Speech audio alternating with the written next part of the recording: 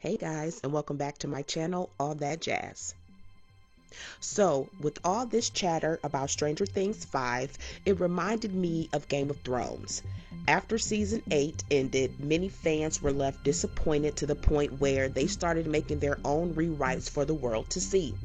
While some fans focused on specific episodes, others made full season rewrites, and I've even seen full season 9 episodes at this point. This made me think of how cool and fun it would be to do my own rewrite for Stranger Things Season 5. Now, by no means am I a writer, so again, this is all for fun. I wanted to start with episode 1.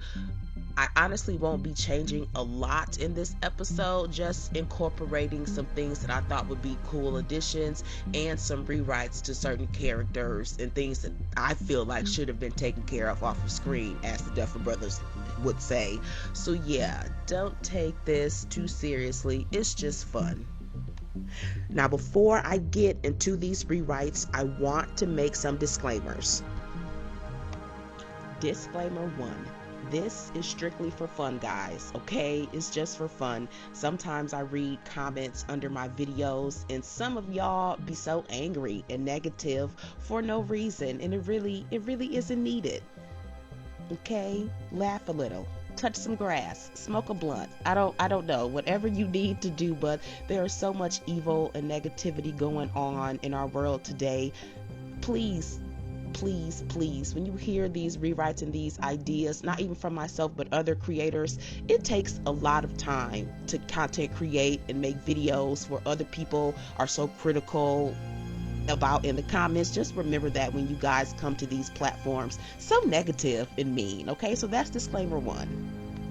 Okay, disclaimer 2. I'm using the same plot that season 5 already had. I'm just adding more details and changing things to give characters better arcs, bringing other characters back who I felt needed to shine in this season, and removing things that I just felt like weren't needed. So for example, in my season 5 rewrite, there won't be any Nancy, Jonathan, or Steve love triangle because Nancy and Jonathan broke up off screen between that 18-month jump, okay? So like little things like that we just really didn't need to see, those are the kind of things that I'm going to be tweaking, changing, and or taking out so we can give other characters time to shine. And then disclaimer 3, I will be incorporating things from the first Shadow play along with tweaking some things from that play to make this season 5 rewrite make more sense. So those are the only disclaimers that I could think of at this point. It may become a longer list by the end of these videos, okay? All right, now let's get into it. Episode 1, The Crawl. So immediately I'm switching the opener. I think the biggest disservice of this opener is number 1, the time. Season 4, episode 1, that opener with Brenner was damn near 10 minutes. This opener of Will inside, well, seeing Will's POV from what he experienced inside the Upside Down, only being 5 minutes and barely that because it's really like 4 minutes and like 45 seconds, but them only showing us one day and one piece of that day of Will inside of the Upside Down, I think was a big disservice. So picture it. We see November 6th, 1983, and then we see Hawkins National Laboratory, U.S. Department of Energy. So this is going to be a callback to season 1. We'll still see the same scientists that we see running down the hall from this initial scene from episode 1. As we've seen, we see the scientist get into the elevator, panicked, slamming the button. As he looks up, we hear that Demogorgon sound, only this time the camera switches and we're no longer just looking and watching him. We're inside of the Demogorgon's point of view. Distorted, red, predatory. The elevator door opens, the attack finishes, and without stopping, the Demogorgon runs straight through the lab, slaughtering anyone in its path. We hear alarms, screams, chaos, and as it reaches the exit, we hear Vecna's voice for the first time. Calm and controlled, we hear him say, "Find the boy, bring him to me." The Demogorgon bursts outside and heads straight for the woods. Cut to Will riding his bike like we've already seen in season 1. Same shot we know, only this time we jump back to the Demogorgon's POV watching him. Will falls off of his bike. We see him running.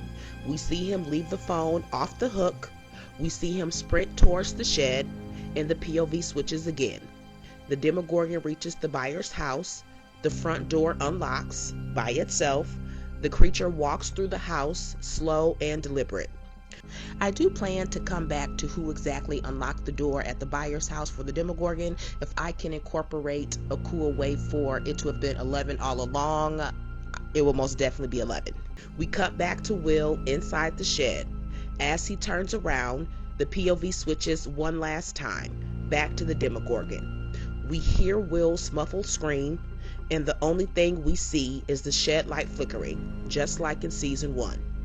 The scene cuts to black, but this time we don't get the opening credits. Instead, Will wakes up gasping, alone, inside the Upside Down for the first time. So at this point, what I basically want to do is make a montage of Will's point of view being inside the Upside Down for those 6+ days before he was rescued, and layer it with what we've already seen in the first season, especially with Joyce's point of view with things like the lights and etc. Hopefully that makes sense. Okay, so back to Will. Will wakes up. At first, he thinks he's safe, like it was all a dream. He looks around. This is his shed, but not really. Everything looks familiar, but wrong. Darker, rotten, frozen. Will steps outside. The world around him is a decayed version of Hawkins. The trees, the sky, the air, everything looks like Hawkins, but darker. Will walks slowly towards his house. When he goes inside, everything is exactly how it should be. The couch, the walls. He pans over and we see the phone still swinging off of the hook. And that's when it hits him. Wherever he is, this place is a mirror of Hawkins. Okay, the next scene in this little montage would be November 9th, 1983. We hear a very faint and muffled voice. We eventually hear it's Joyce, and she's saying, "Will, are you here?" As her voice echoes through the wall, a golden shimmer cluster appears in the air, glowing softly. And just to give you an idea of what I am talking about these gold shimmer cluster thingies, just think about season 4, episode 7, the Hawkins Lab massacre episode. Dustin is able to communicate with Nancy and the others inside the Upside Down by using Holly's bright light and plugging it in, and they were able to communicate that way. What we saw on Nancy's end of the Upside Down with the gold shimmers is basically the same thing I'm applying here. So we can close this plot hole of how was Will able to communicate with Joyce on the other side. Will walks up and reaches out and touches the gold clusters. We then cut to the original scene from season 1, episode 3, which shows Joyce holding the Christmas lights, telling Will to blink once for twice and yes for no. This scene cuts to black, and then we jump to the next scene. We now see Joyce grabbing the paint. We switch back to Will's POV, and we hear Joyce tell him to come to the wall above the couch. She says she's going to write the alphabet. We hear Joyce call out A. As she calls out, more shimmer clusters ignite in the air near the wall. As Joyce continues, Will jumps to the floor and starts using the dirt and debris to write the alphabet on his side of the wall, following her voice and the golden cluster lights. Letter by letter, they're building the same map from the opposite sides. Now, I think it would be pretty cool if the scene we've already seen in season 1, episode 3, the Holly Jolly episode of Will spelling out right here and then spelling out run. I think it would be pretty cool if they did like a two-way, like a side-by-side, where one side is already showing what we've seen, and then we see the wall, and on the other side of the wall we see Will's point of view of him using the clusters to communicate with Joyce. Right, hopefully that makes sense. Okay, so when Joyce is asking Will, how can she get him? How can she find him? On Will's POV, we hear the Demogorgon gargle in the background, which means that it's coming and it's close, while Will is spelling the word run. The Demogorgon appears, and as the Demogorgon appears, it knocks Will off of balance. Of course, he's scared of this creature. And as Will is scrambling to get to his feet so he can run away, he sees it, a gate opening, a way for him to get home to the other side. As he runs to the gate, we see he's looking inside of his living room, inside of Hawkins. As he reaches to step through, the gate closes. After that scene, we would then see how Will's health is starting to deteriorate and how whatever is in the air inside the Upside Down is affecting his health, eventually showing him seeking refuge inside of Castle Byers. If you hear my cat in the background, I am sorry. And then this final montage will basically pick up where the original season 5 opener starts. November 12th, 1983, we get the same scene of Will laying down weak inside of Castle Byers with a shotgun before the Demogorgon appears. He fires at it and takes off running. The biggest difference is I don't want Will to climb this tree and then make this unrealistic jump to the next tree. I think it'll just be quicker and it'll make more sense if we see Will climbing the tree, and as he gets to the toppest point of the tree, a branch breaks and he falls from that point. Once he falls, he knocks himself unconscious. Then the Demogorgon comes and takes him to Vecna inside the library. All of that scene will be the same too, with Vecna appearing out of the shadows. The only difference is I am going to change up some of the things that Vecna says to Will. So basically Vecna will say something like, "We've been waiting for you for a long time, William. At long last, we can begin. You and I are going to do such beautiful things together, William. Such beautiful things." The screen cuts to black, and then we get the opening credits. So after the opening credits, we will start with November 3rd, 1987, and we'll keep the same setup at the Wheeler's house, but do some slight tweaks. So instead of it starting off with us seeing Holly, we'll start off in the basement and see the camera pan over to Will, who is sleeping peacefully, and instead of Jonathan being asleep next to Will, he won't be there. We will look over and see Joyce, who's in the basement with Will. We see Joyce tidying up, making sure to keep their mess inside the Wheeler's basement to a minimum, and as she's cleaning up, she notices an old Hawkins High yearbook, 1960. She flips through it and then stops. Drama Club. There's a candid photo of a young Joyce Maldonado, Bob Newby, and Jim Hopper, all laughing.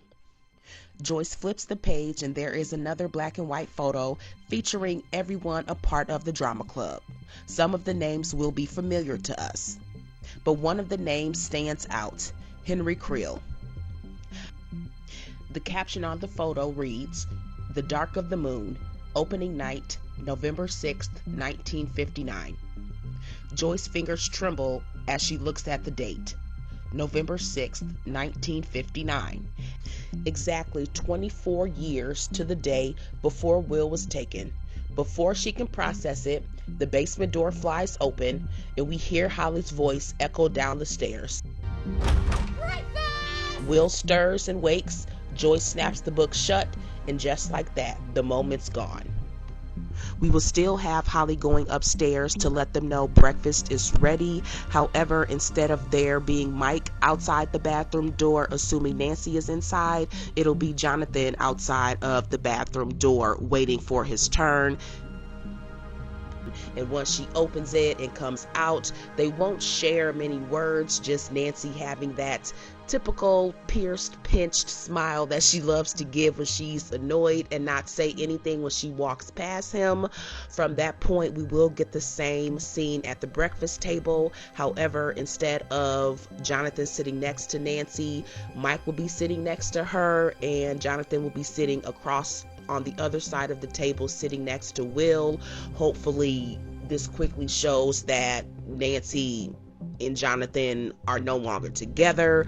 From this point, we get the same scene. Holly's still reading A Wrinkle in Time and distracted. Ted tries to get her attention. He doesn't get any bacon. And all of this scene leading up to them going to school is the same.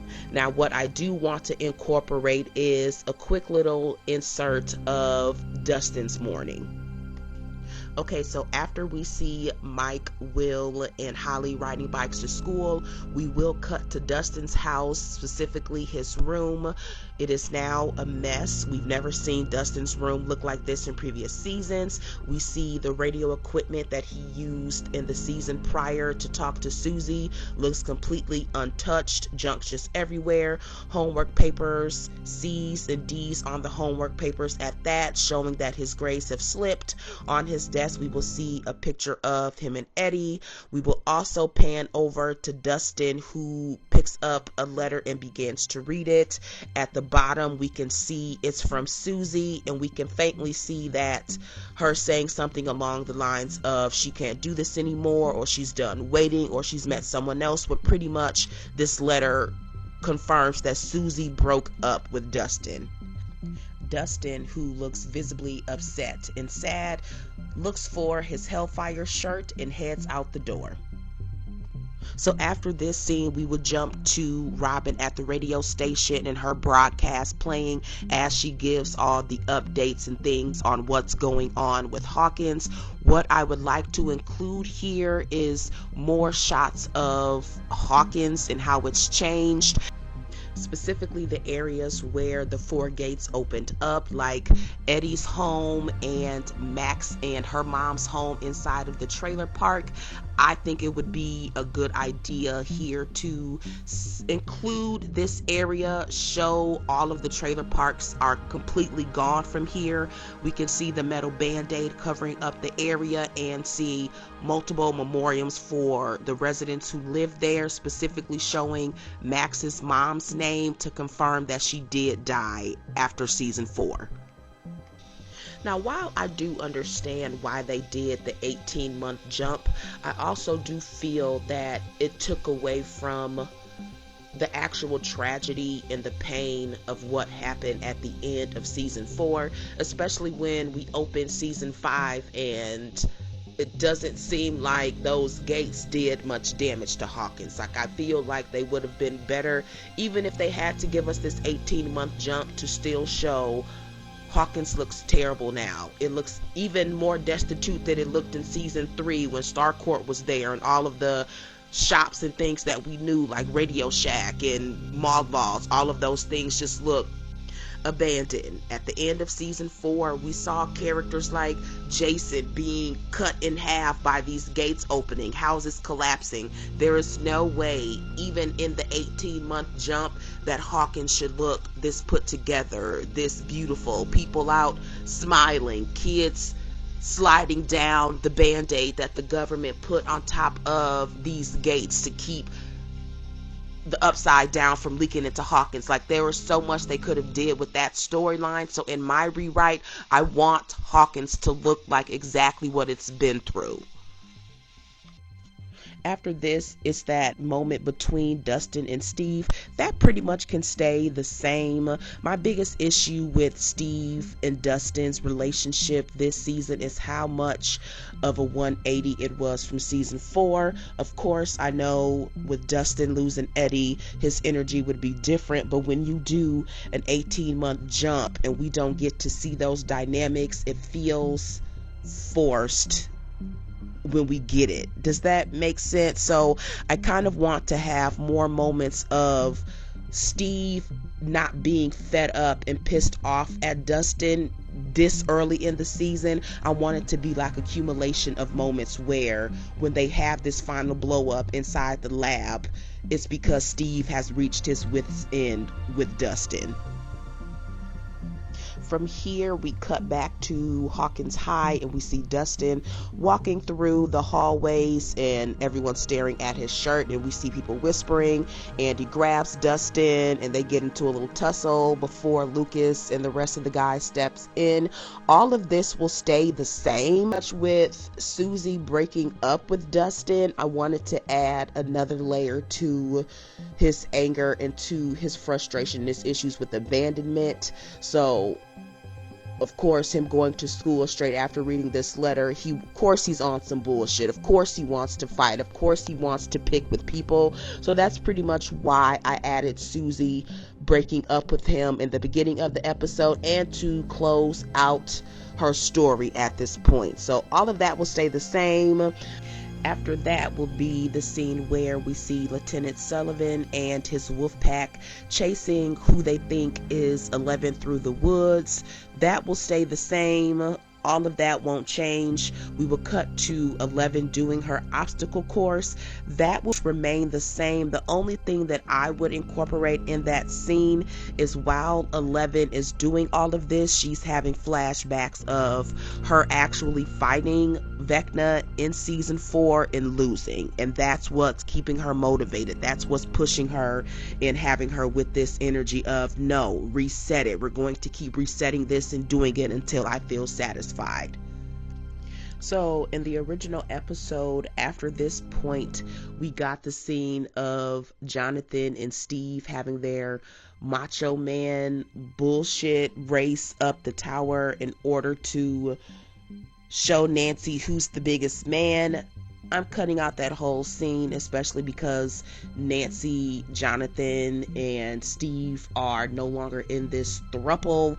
So here, I think what I want to show is them still needing to get up the tower and fix this problem. However, instead of it being Steve and Jonathan, Steve is going to be the one who quickly volunteers to do it. And as he's running over to get on the tower, we quickly have Robin stop him and remind him of the voltage. And the reason why I want to leave that specific part in there is so when him and Dustin do finally have it out and Dustin tells him, like, bruh, you're always putting yourself in danger and in harm's way, and you don't have to. Like, we can have a callback to these moments of Steve always being the first one to jump in harm's way without thinking things through.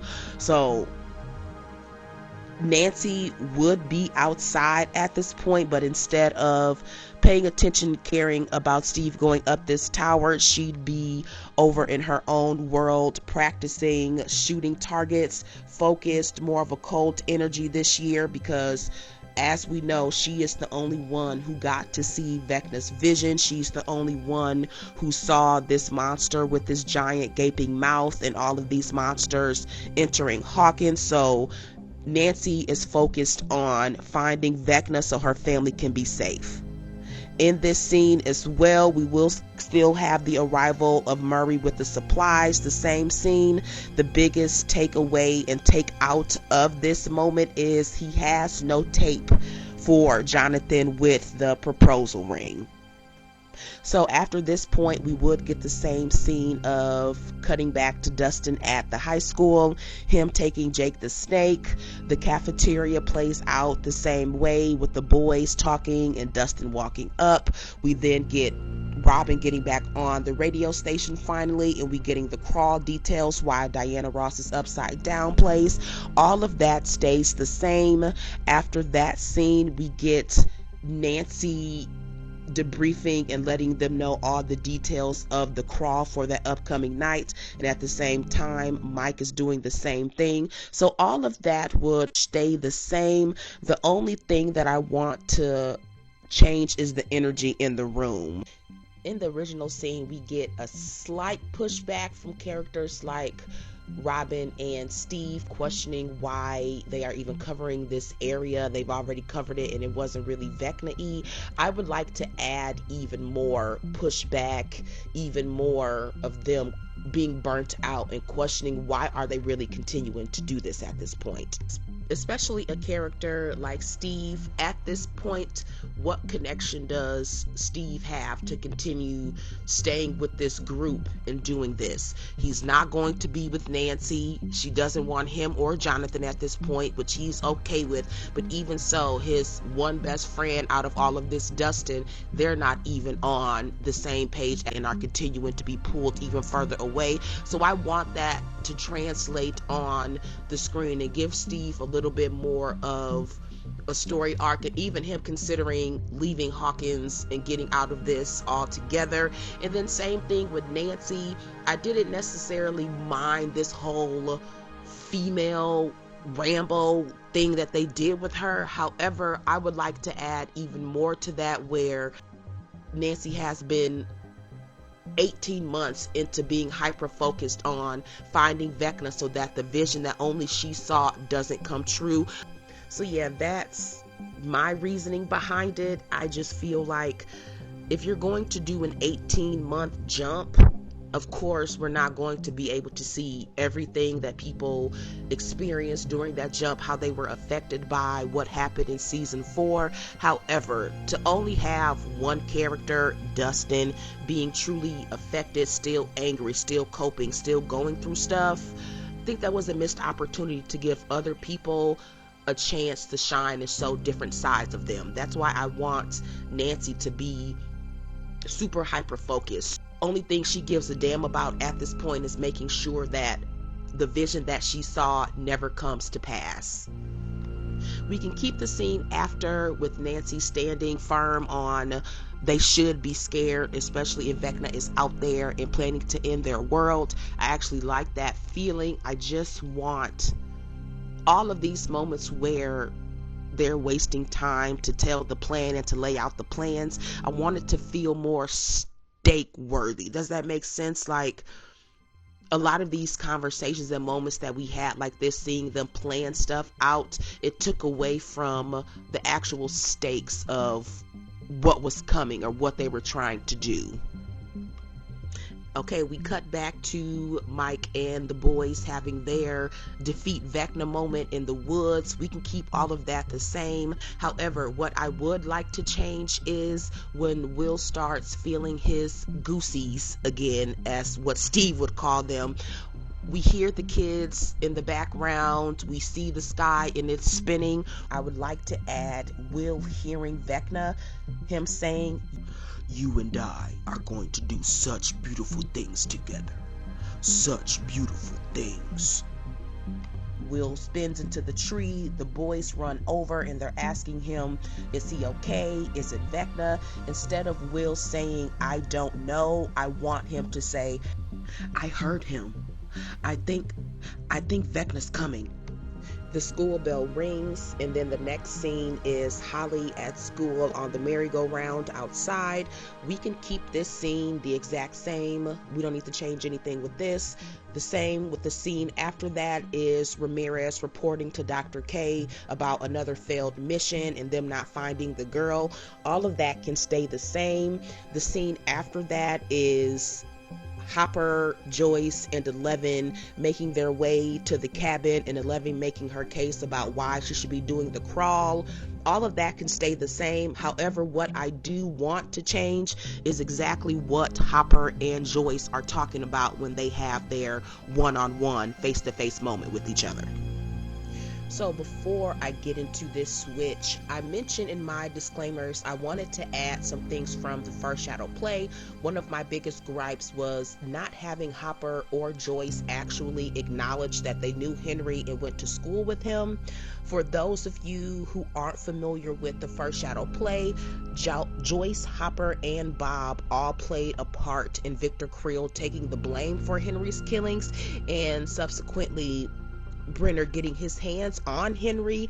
I think the Duffers not adding much of anything from the play to incorporate more to Henry's backstory, to his villain arc, to add more of why he has his motivation to end the world was a missed opportunity, which is why I am adding these things in my rewrite and why I decided to add Joyce finding this yearbook in the beginning of the episode so we can kind of dive into that more. So instead of Joyce and Hopper having this moment where they're talking about their parenting styles and why they are the way they are in regards to Eleven and Will, we will start this scene with Hopper having his frustrations and trying to talk to Joyce. However, he'll notice that Joyce isn't really paying attention and she's distracted. When they finally make eye contact and she snaps out of it, she'll explain why she is distracted. Joyce will pull out the yearbook that she found in the Wheeler's house, and the dialogue would go a little something like this, starting off with Joyce speaking to Hopper. I found this today. I haven't looked at it in years. Do you remember the play that night? What we saw? Hopper responding, I remember that night so vividly, Joyce. The police cars outside the Creel house that night, the ambulance. We were just kids, Joyce. We didn't have a choice. Joyce responds, we weren't just kids, Jim. All of this started November 6th, 1959, the same day Will was taken 24 years ago. What if we are to blame, Hop? Hop takes the book back from Joyce, looking over the pictures. Hop then says, we can't change what happened that night, Joyce, but what we can do is make sure it doesn't happen to Will or 11. We are not letting history repeat itself again. We will then get the same scene of Joyce kissing Hopper and leaving the room, and then seeing Hopper looking suspicious and scared as he pulls out his own fail-safe. Only this time we are leaving this scene with the lingering question of what exactly did her and Hopper do November 6th, 1959 that they think is the reason why all of this is happening now. So from this point, a lot of the scenes that we got in this episode will stay the same. So we will see Andy opening his locker and Jake the Snake being in there, Mike comforting Holly at the elementary school and giving her the Holly the heroic speech, Lucas with Max at the hospital, Vicky and Robin having their cute little scene in the hospital room as well. Same thing with the Eddie gravesite scene with Dustin and Andy and the other jocks jumping him. All of that will stay the same. However, the following scene between Mike and Eleven having their talk before the crawl, I want to change that scene altogether and give them something a little bit different to discuss. So I know one of the biggest complaints and opinions about the finale was Eleven's ending, and a lot of people not liking the ambiguous ending that they gave her. I can say anytime I do rewatch the finale, I think I rewatched it about 5 or 6 times at this point, I am less moved and emotional about Eleven's ending, and I'm more pissed because I would have rather, if you were going to kill her off, you should have killed her off. The fact that they left the ending like that, I would have rather seen her live. So in my rewrite, I'm going to rewrite a way for 11 to be able to live and have her happy ending, because if there's any character who I truly believe deserved her happy ending, it was 11.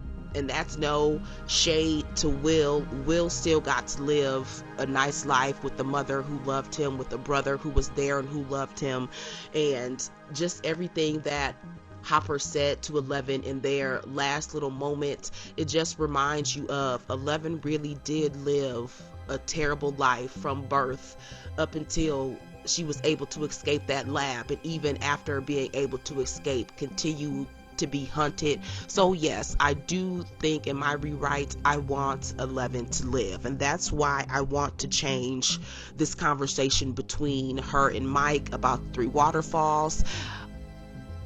We never ask 11 what exactly she wants. It's always everyone telling her what she should be, her being this superhero. It kind of doesn't leave any room for her to really explore what she really wants as a young woman. So that's what I am incorporating in this scene with her and Mike on the roof before the crawl.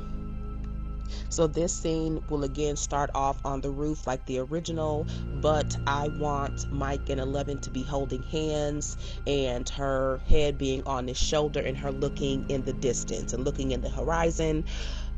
Mike would ask her, thinking about the mission? 11 would respond, "No, I was thinking about the after. In the lab, there was never an after. There was only today. And the next day was more of the same."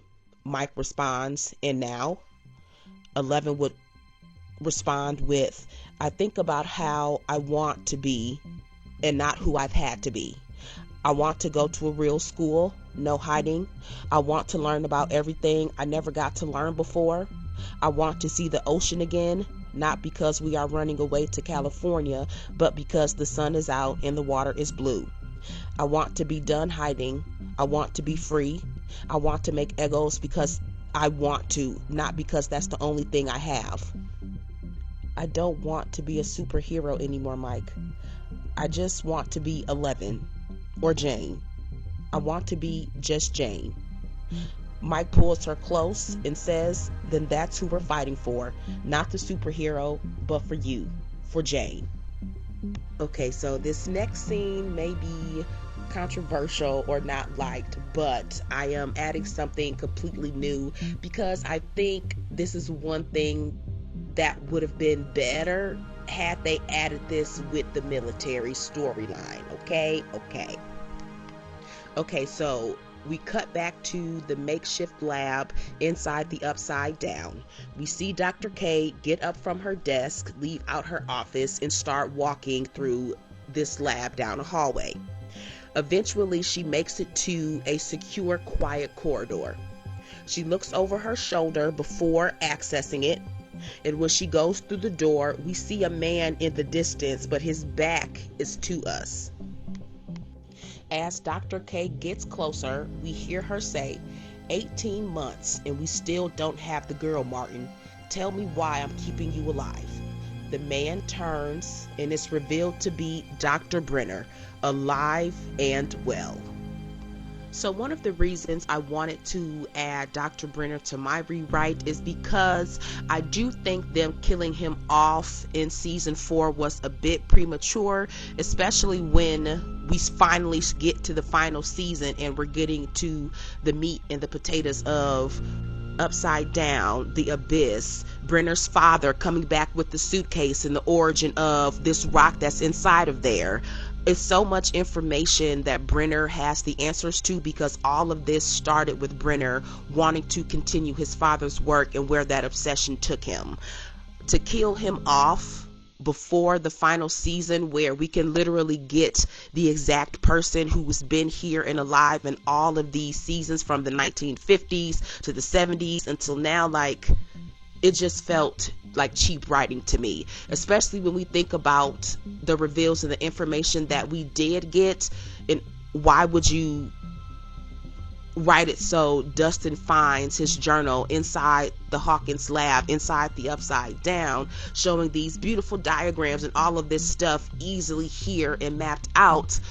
But when you think about it, Brenner couldn't even draw a fucking dog in season 4.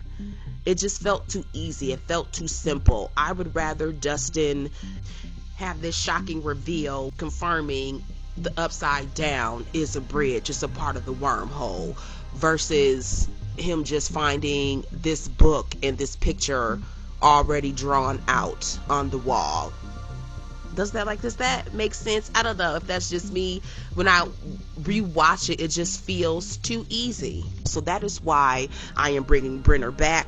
Also, I honestly think it would have been better of having Brenner continue to be this other antagonist versus what we got with Dr. K. I thought it would be cool to have Brenner still be around manipulating the system from behind the scenes.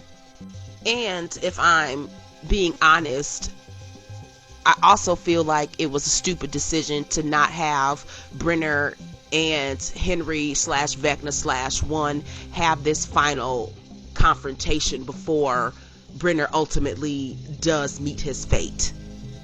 After the scene with the Brenner reveal, it will go back to the beginning of the crawl. So we'll see Steve inside the car. Everyone's preparing and getting to their spots. Mike and Lucas on the roof being the lookouts. Hopper getting inside of the Upside Down, the Demogorgon attack, all of that stays the same. What I would slightly want to change, when Will is looking through the Demogorgon's point of view, I'm keeping that the same. However, as Will falls to the ground, I want him to have some glimpses of the past. The first scene would be a glimpse of Henry opening that silver briefcase. However, we wouldn't necessarily see Henry. We would just see this suitcase opening, and as it opens, we then switch to the second flashback scene, which would be the Mind Flayer entering Will's body in season 2. And as we're getting these two glimpses of this flashback, we would then hear that scientist who was in the cave with Henry say, "Was resisted. It will consume you. It will consume all." After this, Will comes to, thanks to Joyce slapping him, but we would get the same scene of him telling them that they're coming, and he looks over to Nancy.